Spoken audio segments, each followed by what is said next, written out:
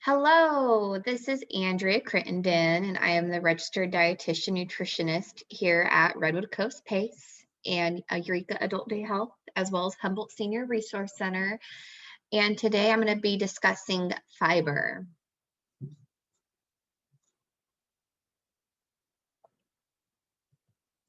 So, what does fiber do? So, fiber kind of acts like a toothbrush, okay? And the toothbrush cleans out our system. So when we eat fiber, it cleans out our GI tract. It cleans everything up and pushes it out. And by doing that, it helps prevent heart disease by reducing cholesterol. It helps control our blood sugar levels by slowing down how quickly food is being broken down during digestion. So comparing, fruit juice, apple juice to apples. Your blood sugar is going to peak pretty quickly when you drink apple juice versus having an apple, a whole apple that contains fiber, a little bit of protein, along with the vitamins and minerals. It's going to peak and it's going to go back down slowly.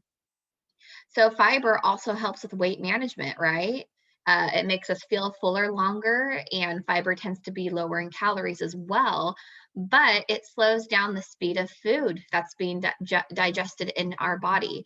So when we eat something that's high in fiber, it's going to keep us fuller longer. It's going to slow down how quickly our gut is digesting that food. And then lastly, it can help with digestive issues. It adds bulk to our stool. Fiber adds that bulk and it helps improve the frequency of bowel movements, right? So by adding more fiber, you're filling up that stool and you're pushing it out versus less foods that are less that have less fiber in them. They're sticking in our body a lot longer, and we don't want that to happen. We want to have regular bowel movements at least every day or multiple times a day. What are the recommendations? So women should be getting 25 grams per day, and men should be getting 38 grams per day. So how do you know how much fiber is in a certain type of food? Well, you can read the nutrition label if it comes with one, or you can look it up on the internet. So right here are some examples. Bran cereal for a third cup has 9 grams of fiber. Kidney beans or other beans like black beans, garbanzo beans, around a half a cup is around 8 grams of fiber. Fruit, we're going to use pear as an example, 5 grams of fiber. You want to include that peel, right? You want to include the outer lining of that pear. And with other vegetables that have that skin as well. Carrots, cucumbers, zucchini. When you take that skin off, the outer layer, you're losing some of that fiber. So it's very, very important to keep that skin on when you eat it. Another one is sweet potatoes, 5 grams for a medium-sized one. And then nuts. So almonds, for example, 1 ounce of almonds are 4 grams of fiber. But they're also very high in calories and they're a healthy fat too. So they're not only providing that sensation of feeling full, but they're keeping you fuller longer from that fiber and then the calories from that healthy fat. They're a heart healthy type of snack. They're very good. So with an increase in fiber, what should you do? You should be increasing your water intake. And the reason for that is because when you increase that fiber and not increase that water, you may get bloated or you may have abdominal cramps, right? So you're eating all this fiber, but then you don't have that water to push it through. So it's going to cause some GI issues. A goal to start with, if you're not here yet, is 8 cups of water per day. 8 cups of water per day is a good start. It's a good marker, and you can spread it out throughout the day with your snacks and meals. Have it when you first wake up, or you can have it as you can have it in other foods too. So fruits and vegetables can be very hydrating and natural fluid as well.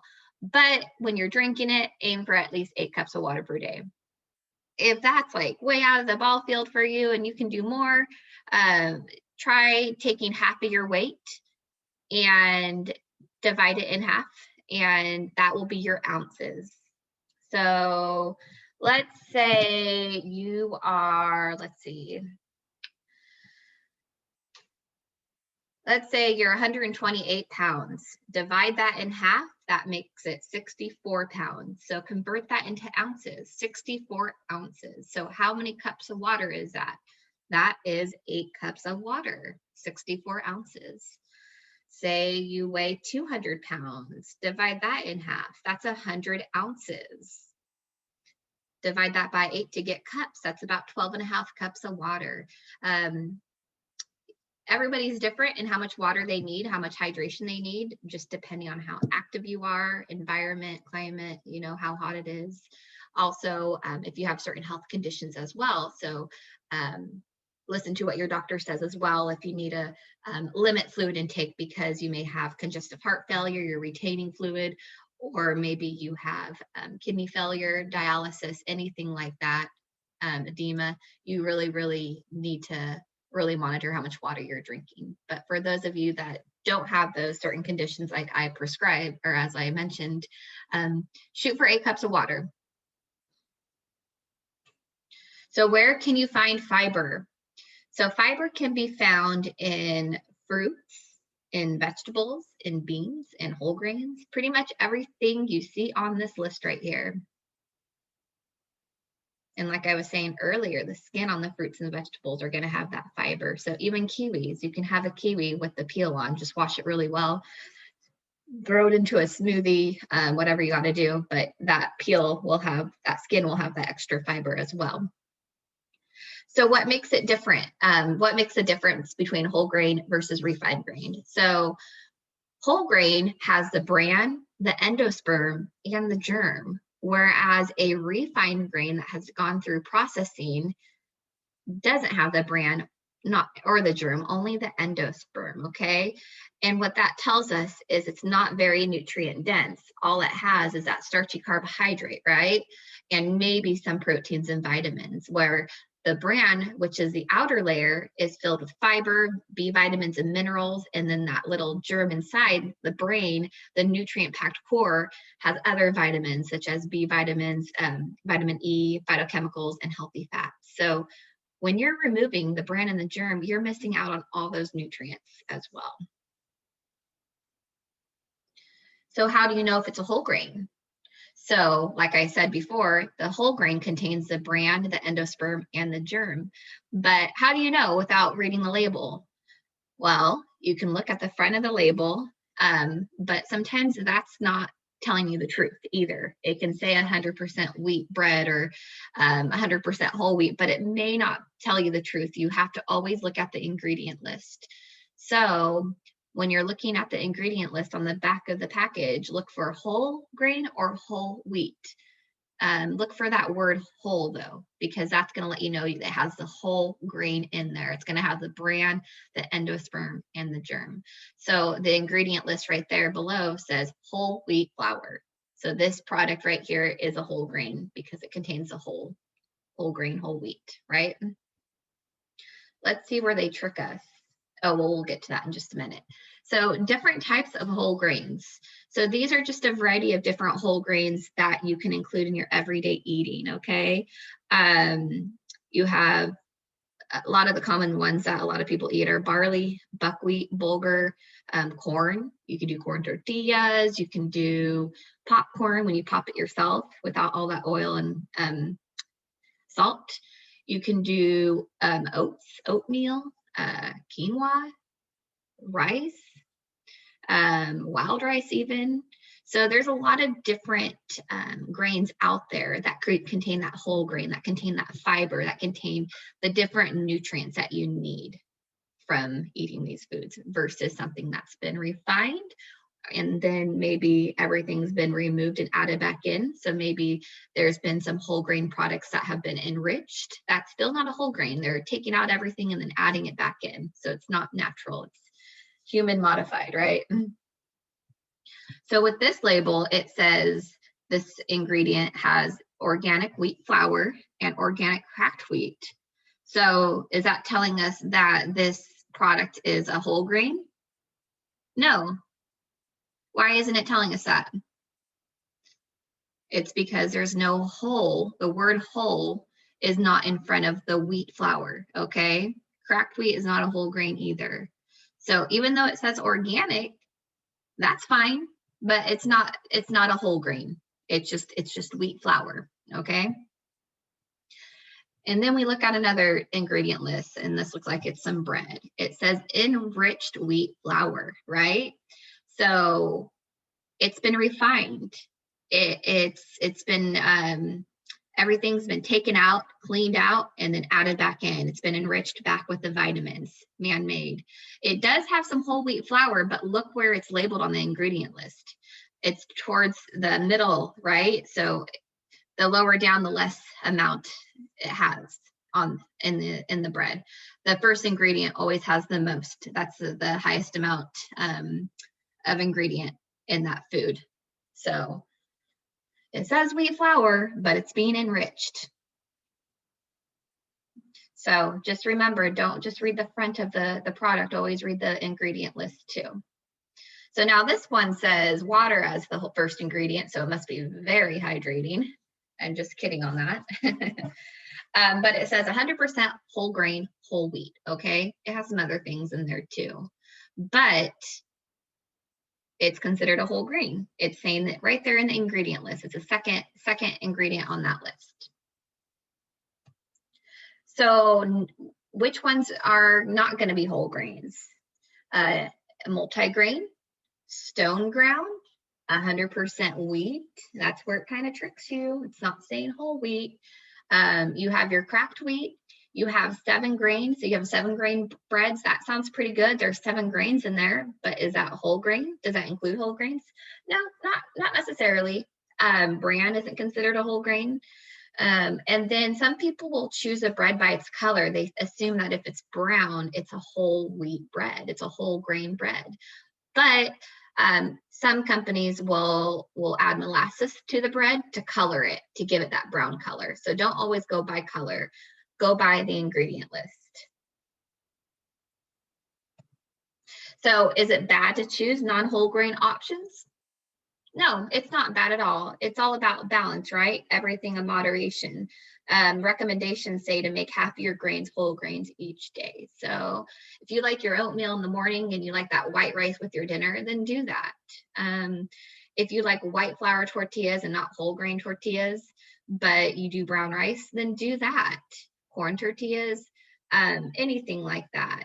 As long as you're getting half your grains that are whole grains in, you're doing good, okay? You're getting that fiber, you're getting those B vitamins. And as you can see on the My Plate right here, it's just a quarter of the plate are going to be the grains, right? You're balancing out what you're eating. You're also adding in some protein, you're adding in some fruits, you're adding in some vegetables. Where else is there fiber containing foods on this plate? The fruits and vegetables, exactly. So you're combining different colors, different food sources, and you're still going to be getting that fiber, but you're also you're going to be getting the other nutrients associated with that too. So how do you add fiber to what you eat every day? I add, some oats to meatloaf, or if you like to bake bread, you can make your own bread and add some oats in there. You can make your own 100% whole wheat bread as well. Beans are another one. You can toss beans into salad soups. You can even toss them into a smoothie if you want to go that route. I add veggies to my smoothie. I'll add carrots, I'll add cucumbers, spinach, kale, anything like that, to get that extra fiber as well.